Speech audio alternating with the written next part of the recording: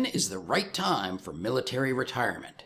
Hey, I am Chuck the Bureaucrat, and today what I want to do is help conceptualize your military retirement so that you can bridge the gap from the end of your military career to the actual end of your working days. And to get started, it helps to have a picture in your head of what's really going on.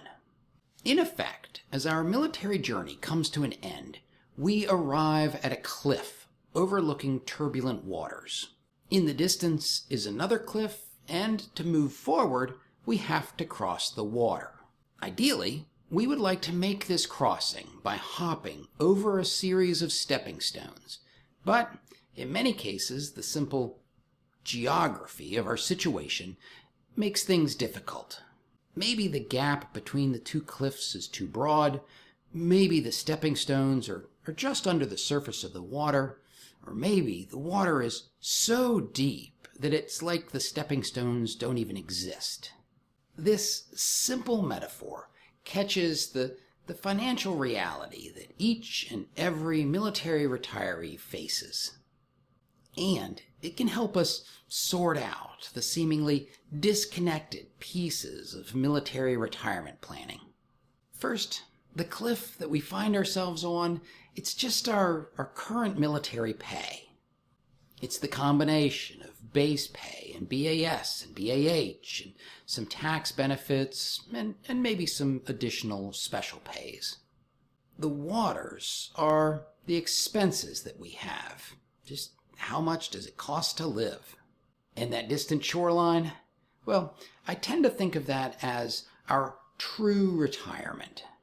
It's a bit of an illusion, but it's essentially that point in our lives when we no longer have income from employment. It's roughly the point in your life when you start to claim Social Security benefits and when you start to make withdrawals from your retirement accounts.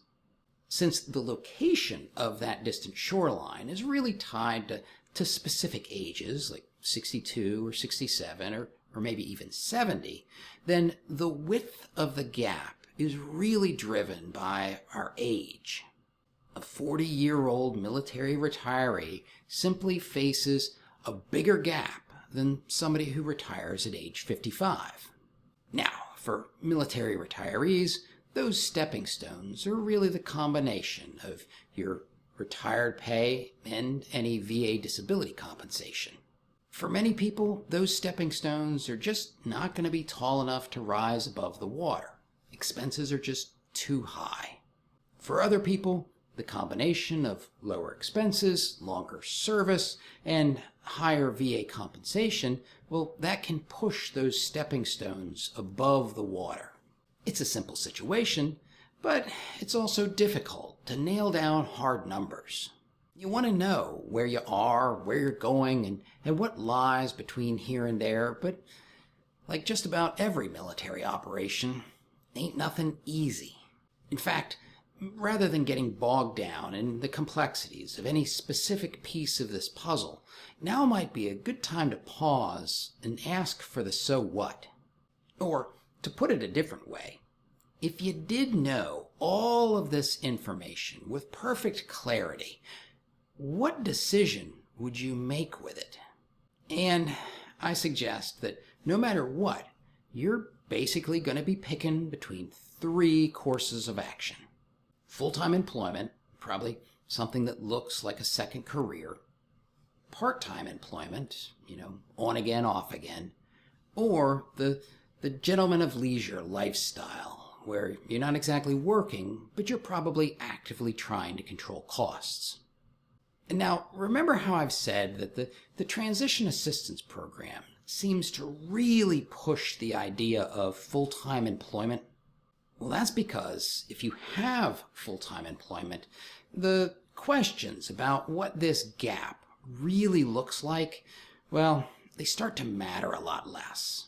In fact, if your goal is to pursue full-time employment and a post-military career, then these details don't really matter.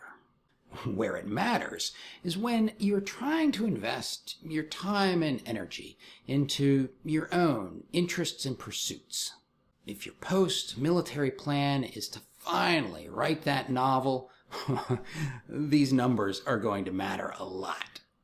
And right about the time that you realize all the information that you're going to need to make this important financial decision, well, you're going to run into a small complication. Getting the information that you need to plan effectively, well, that can be difficult. Number one, most people do not have a clear idea about their expenses. They just don't know how high the water is. And even those who do have a good picture, well, they often have difficulty predicting how those expenses will shift after they pass through their military retirement. In fact, it can take months for those post-military costs to really come into focus. Number two, just getting an estimate of your retired pay, well, that can be tricky. DFAS has some great calculators, and in this video, I walk you through how to use one of them to get an estimate of your military retired pay. But they're always caveated with this phrase that it's for information purposes only. That's because these calculators require you to enter your own data, and if you misunderstand what they're asking for or you fat finger something, well, that's on you, buddy. In fact, until DFAS actually starts paying you, all these estimates are just estimates. And number three, you have to make your military retirement decision before you know what your VA disability compensation is going to be. The VA has a great program called Benefits Delivery at Discharge, but with the current backlog, the reality is that you probably won't get your final decision from the VA until after you've completed your final out with the military. Closely tied to this question about your VA disability rating is number four, and that's just how concurrent retired and disability pay or combat special compensation pay impacts this whole situation. And then there's a whole panorama of additional considerations. TRICARE and Survivor Benefit Program and DIC. The TAP folks are going to tell you about all of these different pieces of the puzzle, but they can't help you assemble your own picture, and that's because, well, for each retiring service member, the details are different. There's personal things about your spouse's employment or a divorce decree or college plans for the kids. So here is the big question. I have been tinkering around with a way to convert the basic metaphor about bridging the gap into a more analytical tool, something that people like you can use to pull all of this information together so you can see it in one place. And the question I have for you is, should I even bother? Is this something that you would want?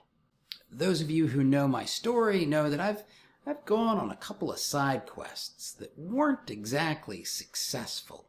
And as I get older, I'm more and more cautious about squandering my time and energy on something that, well, nobody's really interested in. So, if you have feedback, I would consider it a gift.